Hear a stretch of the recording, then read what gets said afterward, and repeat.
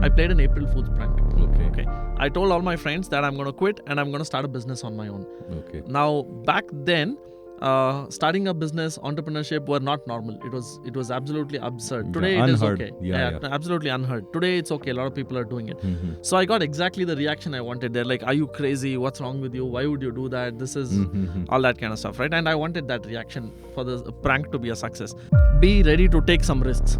Okay, your first business is not going to, most likely is not going to be your biggest success, but the learning that you will get from that is going to lay the foundation for something much bigger. So if you want to be an entrepreneur, be focused on solving problems. Right? That is I think that's a mind shift change which is required. It might look like, hey, what is he talking about? But once you start to think about that, and once you say, hey, I'm going to solve somebody's problems, then you'll start to think about it differently. Otherwise, you are thinking about how can I sell this product, whether somebody needs it or not. That's Srikanth Acharya on Let's Talk Clarity podcast. He is a passionate entrepreneur who became an entrepreneur by accident. Yes, by accident. He was playing a prank in his office that converted into a business. And today, Offineeds is a 50 crore turnover business. In this episode, we discuss about how to start a business, how to convert an idea into a business, and then how to convert a business of 5 people, 10 people into 150 people business. We discuss about what are the challenges we face in entrepreneurship. And later we also discuss about what are the roles of mentors in the business. So without further ado, let's jump straight into the episode.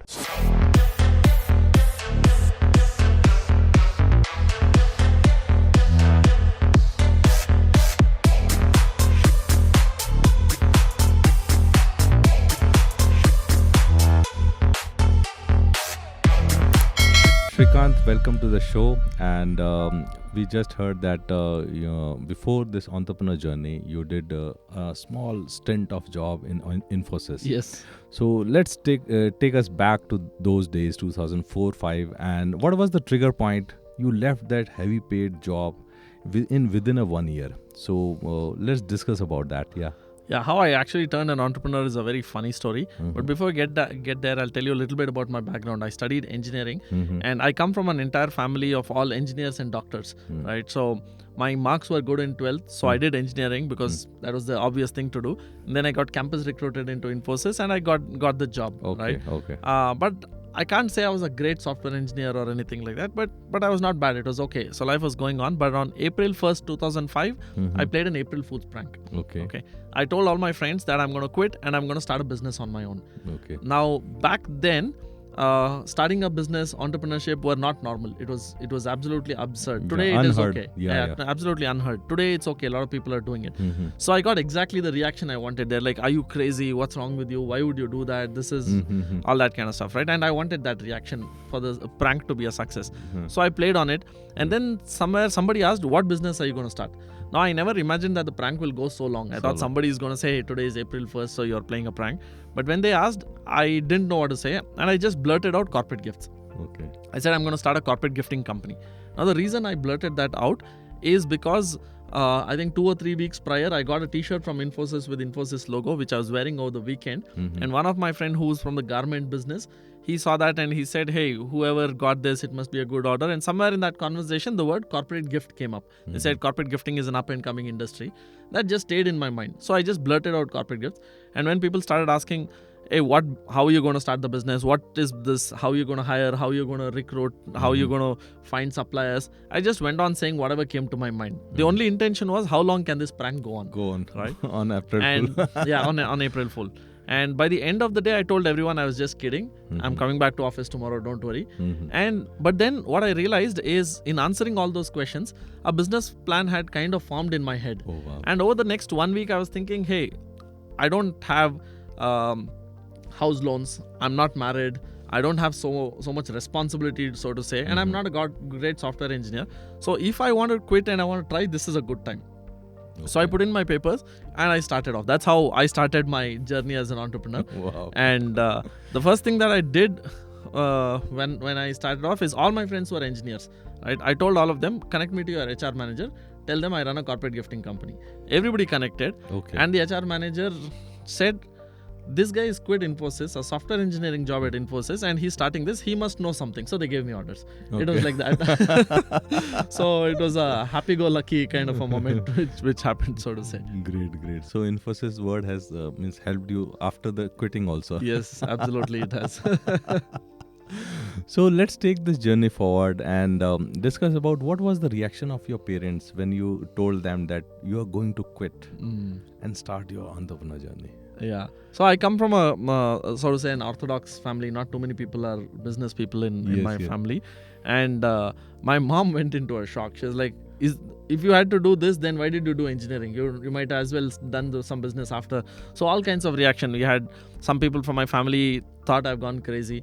And some people in my family said, hey, why don't you do this part-time? Parallelly. Yeah. In the evenings or weekends, can't you do this business? And things like that. They tried different things. And my dad was very supportive. He's like, you do whatever it is that you want. I just did it and it worked out. Things worked out, so to say. Right? So things are generally not as complicated as we think in our mind. It's more complex in our mind than in reality. Great. So from here, let me share an Oxford study that says that 96% of the things which we worry never happen. Never happened, yeah. That is very true. And the balance 4% which happens, but they are not as bad as we think they are. Yeah, right. Absolutely. That is true. We freak out too much. We cook so many things in our heads. Correct, yeah. And stop taking action. That is very true. Great. But let's take this journey forward of your entrepreneurship. So there are a lot of things in entrepreneurship. Yeah. First, you have to have idea. Then you have to validate the idea. Yeah. Then you have to have your team. Then you have to have your websites. Correct. And you need people. Yeah. So how was that journey and how easy or difficult it was? Easy or I don't think there is anything that comes in easy, right? Yes. There is nothing. But as long as you enjoy the journey, the difficulties don't bother you. You start to enjoy that. Like why do people go riding to Ladakh? Is it easy? No, it's not. It's the adventure that they go for, right? Okay. So if you start to live and love the adventure that entrepreneurship is, then you'll start to succeed, is what I feel. So a lot of things that you asked about, how do you do marketing, how do you build website, how do you acquire customers, how do you build a team, the strategy and all of those kind of things, right? I think it's always going to be work in progression. Okay. It's going to be a transition phase all the time. Right? Yeah. So when you start off, when you are a one-man show, then your requirement, the way you'll work is going to be different.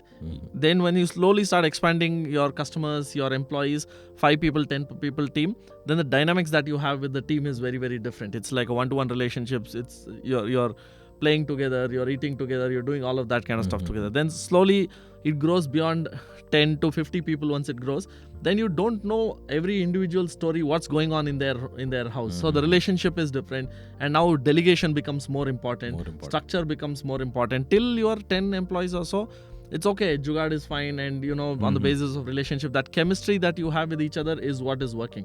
Okay. Once you grow to 50 members, that chemistry stops working, right? That is not enough anymore. You need to have a structure which is there in place. Systems and structures become very important. Once you grow beyond 100 employees and go towards 500 employees, system, structure, delegation, team, responsibilities, all these things become everything. That is the most important thing that starts to happen. So and everything, every aspect of business, whether it is marketing, product development, cash flow, account management, all of these kind of things, right? It is different. The rules are different at different phases, right? And that's something where every business will get stuck. They will, whatever they're doing will take them till 1 crore, 2 crore revenue. Then suddenly it stops working. It can't grow any beyond. Then they figured, oh, this is what I need to do. I need to change my strategy, and they do. And then it works till they become 10 crores or something. Then again you're stuck. It stops working. So the rules of the game keep changing. It's like test match, the rules are a little different. Then ODI, the rules are different. Then T20, the rules are different. And you never know, in 5 years, maybe another shorter version of cricket might also come. The rules will be different. T10 might come up. So it's like that.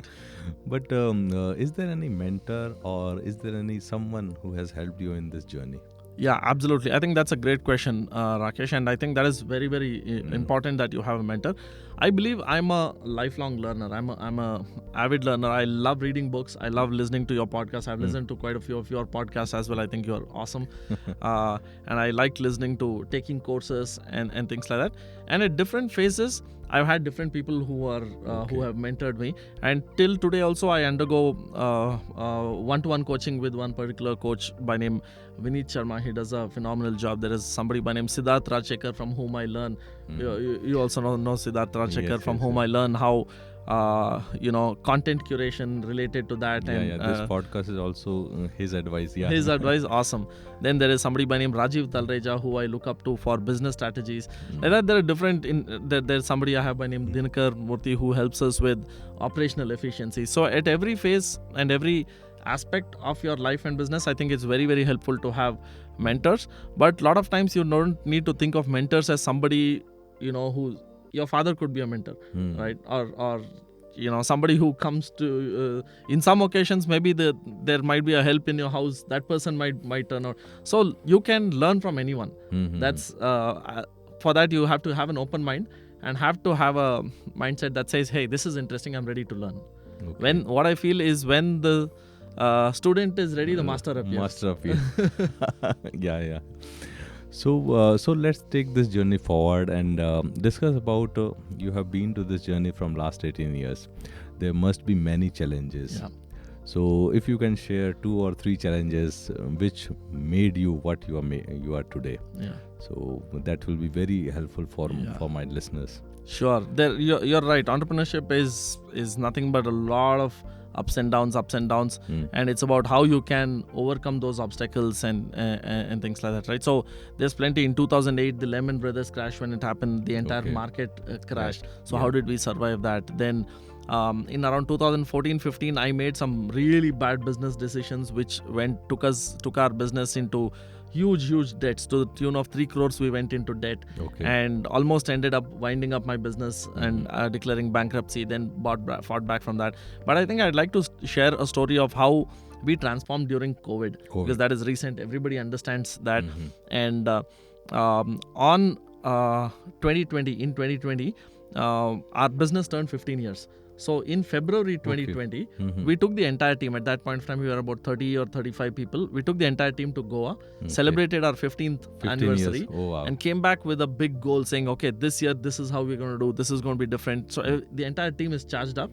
We come back in the first week of March or something, and 20th March, the COVID lockdown gets announced. Initial 2-3 days, we didn't take it seriously. But after that, nothing is moving. It's like everything is stuck. And events got compromised, and no events, no teams, nothing. Nobody wants corporate gifts now, right? And suddenly, from whatever business we're doing, 99.95% orders got cancelled, right? And what do?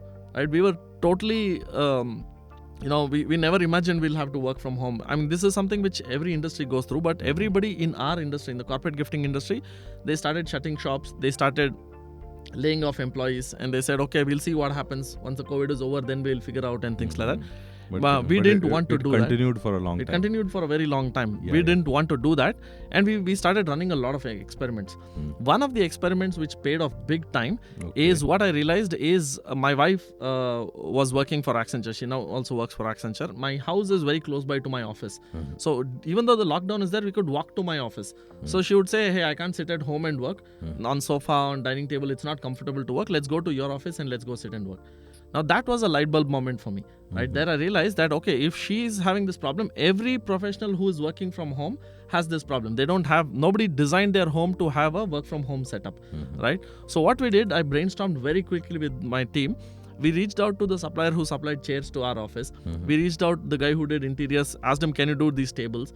And we just downloaded some pictures from Pinterest. We built a website and we launched a website called thehomeoffice.in. The Homeoffice. Thehomeoffice.in. The Homeoffice.in was and it continues to be our e-commerce website where you can buy tables, chairs, laptop stands, headphones, Wi-Fi improvement equipment, everything that you need to set up a mini office in your home. That was the whole idea. And then we reached back to our corporate clients and we said, what are you doing to help your employees work from home more effectively? They said, we are struggling, we are figuring out because nobody's delivering chairs to different locations. We said, we can do this and this is the platform. and that took off like crazy. That took off like you will not believe how it took off, where everybody is shutting down and slowing, relieving employees. We are hiring more teams. We are hiring more warehouses. We are taking approvals from the government saying this is an essential service. You should give us permission to work. And we are growing like crazy. And the funny thing is, it's not a business we are familiar with. We know gifts, but how do you pack a chair inside a box and ship it? We don't know. We have to figure it out, and we are learning it. We are learning it in the middle of the pandemic. So it was an absolute chaotic situation, and that gave me and my team confidence that, okay, if we survive this, then we'll survive anything. So after that, there is no fear. Whatever it is that happens, there's absolutely no fear. And that was, I think, a landmark occasion where we speak about, as a team, we came together and we we turned that catastrophe into an opportunity. And we came together as a team, and I feel we were able to create immense value for our customers at that point of time.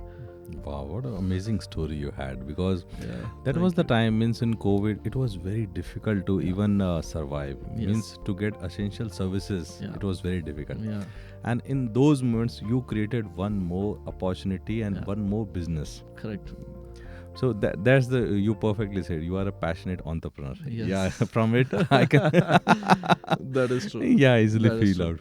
And so let's discuss about you have converted one business to another business. Okay, but how to validate the idea, and or I can say it like this: if any one engineer or any graduate just pass out this year, so how one can he or she can have that idea and then validate it and then implement it, or what advice would you give to him or her? Right. Awesome. I think that's a brilliant question, Rakesh. And I think this brings me back to what I feel passionately about, that entrepreneurship can solve a lot of problems. Okay. Today we are in a day and age in India, the demographic dividend is such that, I don't know how many lakhs and crores of people are getting graduated out of college, and everybody is looking for jobs. Where are the jobs going to get created from? So it's very important that imagine there is a batch of one class. If you're watching this, let's say in your class, there are 50 or 100 students coming out of your batch, and they all need jobs, right? If one or two entrepreneurs can come out of that and create an organization which can absorb 50, which can create 50, 100 jobs, that's where that equalizing will happen, right? Otherwise, where are the jobs going to get created from? So it is very important that a bunch of people, some of people have to turn entrepreneurs. And talking about how do you validate, to me, the simple validation is, businesses in my view are about solving problems. They are not about selling a product or a service. It's about solving a problem. Whatever product or service you're offering, what is the problem that you're solving? And when you solve that problem, do you see the sparkle in the customer's eye? Is he willing to pay you money to get that problem solved? That, I think, is validation. Otherwise, we tend to we tend to solve problems which don't exist. Okay, we might end up, in our mind, it's like, yeah, this is so good, this is damn good, I think this is the market size. But end of the day, if the customer is not willing to pay, there is no validation there.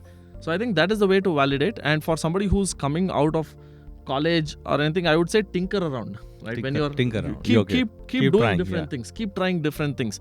I would encourage students to, when you're in college, do as many internships as you can. Once you're out of college, don't be in a rush to find that perfect job. Try to find a job which is exciting. Try to find a job in a smaller organization where you'll get more exposure, where you'll get to do different things, and be ready to take some risks. Okay, your first business is most likely not going to be your biggest success, but the learning that you will get from that is going to lay the foundation for something much, much bigger. In the last 18 years, I've probably tried out at least like 10 to 12 business ideas, different business ideas. Okay. 2 or 3 of them have worked well. Remaining 8, 9 which have flopped, they're buried under the ground. Nobody can see it, so you can't talk about it so much. So this is the famous strategy of Google. So they have 50% of the goals in which they are having only 50% of chances of success. Okay.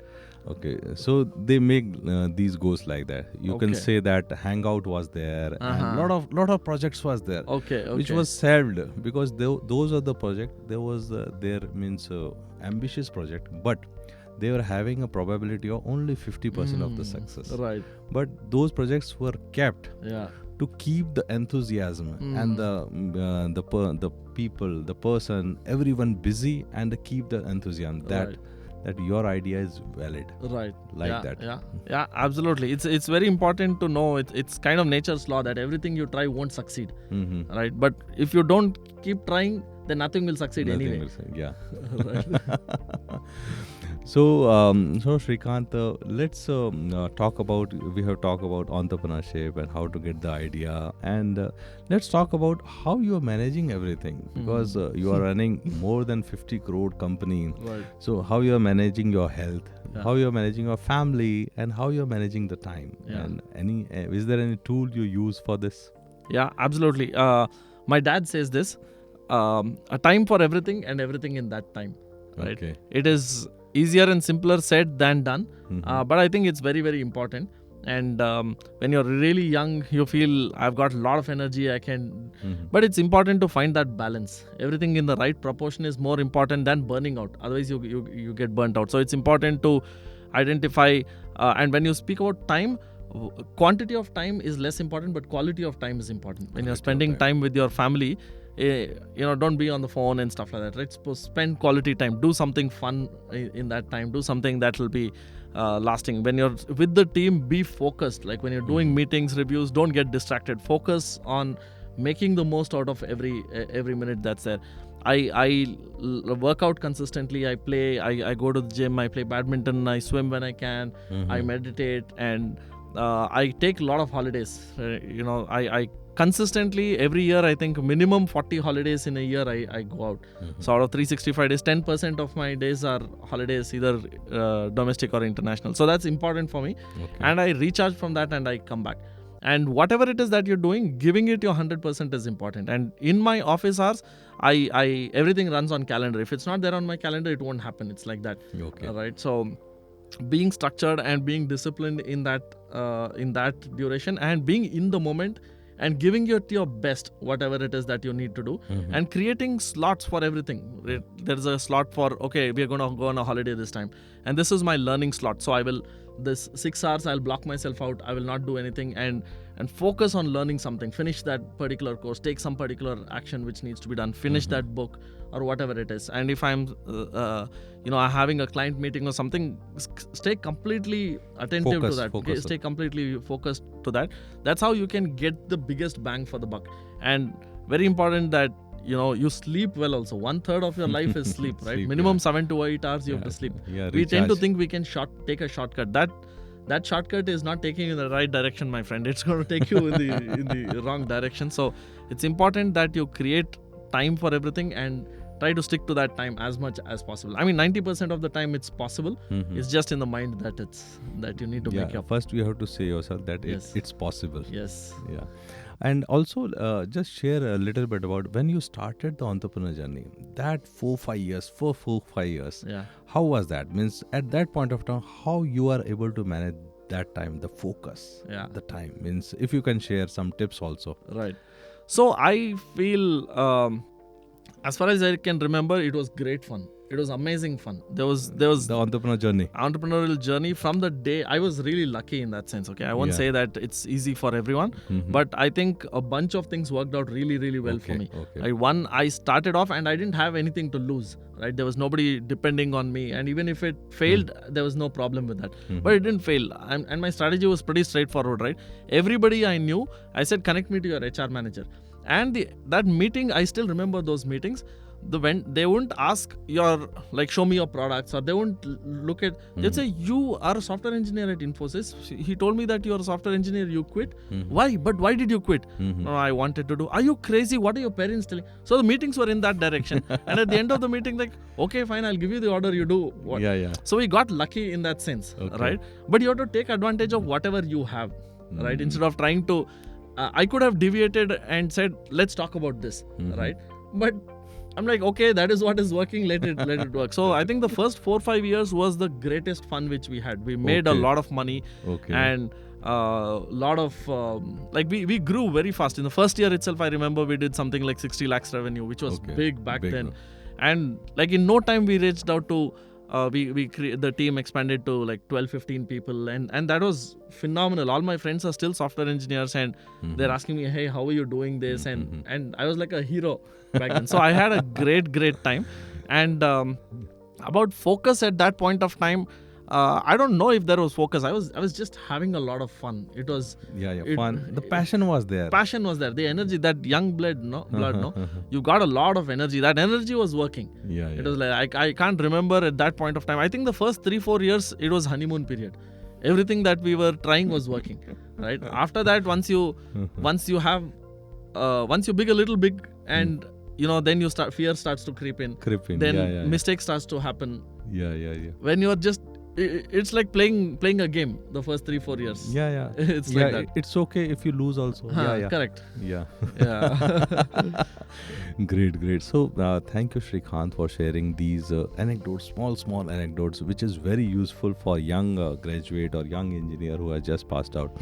So let's come and do this, take this journey forward and discuss about.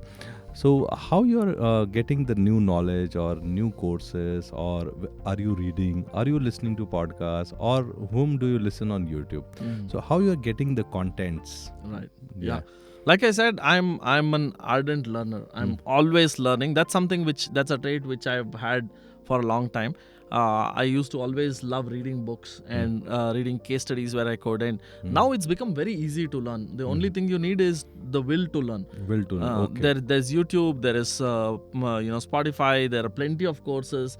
If you're there on Instagram, I'm sure you're getting bombarded saying this course for this, course for that, course for this. For everything there is a course, whether you want to do digital marketing or whether you want to become a software developer, or you want to be in operations, whatever it is that you want, that is course. All that you need to do is you need to take up that. So I think learning is very easy. Even if you want for free, you put anything out on YouTube, there is somebody who's made a course or something is there on that already, right? So I think now is the best time to be able to learn, right? I think it's level playing field for everyone. It's level playing field for everyone. You cannot say I don't have money. You have internet, you have whatever it is that you need. So I think so right now I am in a phase where I feel that the basics of a lot of things I know, and I need some specializations. And because I'm an entrepreneur, I have teams for everything. Like I have a good team for marketing, for technology, for accounts, for R&D, for merchandising, for all of those kind of things. So I identify, okay, what is my focus for this quarter? So for the next 3 months, I want to work with this team and make this process better, or we need to do some innovation in this space. So I go deep dive into that particular aspect and I start doing. So I feel I micro learn now. So that basically means I learn a little bit, put it into action. Go back, learn, put it into action. Learn, put it into action. I feel that learning for the sake of learning without putting it into action becomes a burden. It's just like you're good in quiz or something. But what do you do with that, right? It is like extra fat. It's like extra fat. Yes. It's like that which is there. So I'm right now in that micro-learning phase when it comes to specialization on subjects. But generally, I love listening to a lot of podcasts. I like listening to business case studies on YouTube, which are put out by a lot of people. But I'm currently following a podcast by, it's called The Barber Shop by Shantanu. He's the CEO or founder of Bombay Shaving Company. He invites some amazing entrepreneurs and does long podcasts, like 2.5 hour, 3 hour long podcasts, some of them. And amazing, really, really insightful, really deep. That is something I'm hooked on to right now and really loving that. I think I have heard 1 or 2 episodes. That was very nice. And he's having very silent voice. Easily he says everything. Correct. That is true. So from here, means you are just talking about the learnings of your journey. So can you share top 3 learnings of your journey, entrepreneur journey? Yeah. Absolutely. So somewhere, I didn't know this in the beginning, but somewhere midway through the journey, I understood that businesses are about solving problems. I said it in part earlier, but I think businesses are about solving problems. They're not about selling products. So if as a business you're obsessed with solving problems, then your business will automatically succeed. So if you want to be an entrepreneur, be focused on solving problems. Right? That is, I think, that's a mind shift change which is required. It might look like, hey, what is he talking about? But once you start to think about that, and once you say, hey, I'm going to solve somebody's problems, then you'll start to think about it differently. Otherwise, you are thinking about how can I sell this product, whether somebody needs it or not. Right? So that is one thing. So businesses are about solving problems. Second thing I would say is that not everybody is your customer. Okay, we tend to think, we get carried away saying everybody needs this. I'm selling food, so everybody needs it, and everybody is my customer. But no, the reality, let's be realistic. Everybody is not your customer. Let's take the example of, let's say, people typically say, I'm in the food industry and everybody needs food, so everybody is my customer. No, but how are you distributing your food? Let's say, is it through a restaurant, or is it through your website, or is it through through a particular retail store or whatever? Those people who have access to that, they are your customers. And not just that, those people who can afford it, who like it, all that stuff. So we don't fool yourself by telling that everybody is my customer. Everybody is not your customer. Try to build a ideal customer profile of these are the kind of people who really love my product. The rest of them don't like my product. That is fine. That is okay. Be honest, be authentic, and you say these are the customers who love my product, and solve their problems. They will become lifelong customers, is what I feel. So these are the two things: finding, knowing that business is about solving problems, and that you cannot solve everybody's problems. Focus on solving that particular segment and make them your really, really meaningful customers. I think that would be that. And third thing that I would say is, if you are planning to do entrepreneurship, do it for the right reasons. Don't do it because I will get to be my own boss. No, you will not get to be your own boss. All your employees are your bosses. All your customers are your bosses. Your bankers are your bosses. So don't be under the impression that I will, it's glamorous to start. Start entrepreneurship for the right reasons. It should be that you are obsessed with solving a particular problem. So thank you, Srikanth, for sharing your future projects and the B2B business which you are talking about. So let's discuss something about futuristic, too much futuristic. So this question I ask to most of my guests, that 5 years, 10 years down the line, you're writing your autobiography. So what name would you give to your autobiography and why? Awesome. I think I'd be lying if I said I haven't thought about it. But there are two topics which I'm very, very passionate about. One is entrepreneurship itself. Another is employee engagement and team building. So if I write a book, it'll be one of these two. I'll probably write two, one after the other. And I'm thinking, if I write about entrepreneurship, it's probably going to be called something like Entrepreneurship Reloaded. Something like that. And when I write about employee engagement, it's probably going to be employee engagement on steroids. Those are going to be my books. Wow. So all the best from my side for these two books, and I'm sure these books will see the daylight and in very near future. And with this, we have come to the end of our podcast. But before that, let me thank you for coming to the show and sharing your valuable learnings, valuable insight. But apart from that, I really like your energy, the vibration which you are talking about your projects, your past, and about the future also. You are all through energy, filled of energy. So thank you for coming to the show, and all the best for your energy. Thank you so much, Rakesh. It's been an absolute privilege, and I think you're an amazing conversationalist. It's great to be here, and we'll definitely continue to be in touch. Thank you. Thank you for watching Let's Talk Clarity podcast. और अगर इस podcast को आप और आगे बढ़ाना चाहते हैं तो लाइक कीजिए, शेयर कीजिए, और कमेंट सेक्शन में ज़रूर डालिए क्या आपको इस एपिसोड में अच्छा लगा, क्या आप इम्प्रूवमेंट चाहते हैं, या फिर वो भी डालिए अगर आपको कोई गेस्ट जिसको आप लेट्स टॉक क्लैरिटी पॉडकास्ट में लाना चाहते हैं तो उनका नाम और लिंक दे दीजिए. I will try to make them come on my podcast. So thank you for watching this episode.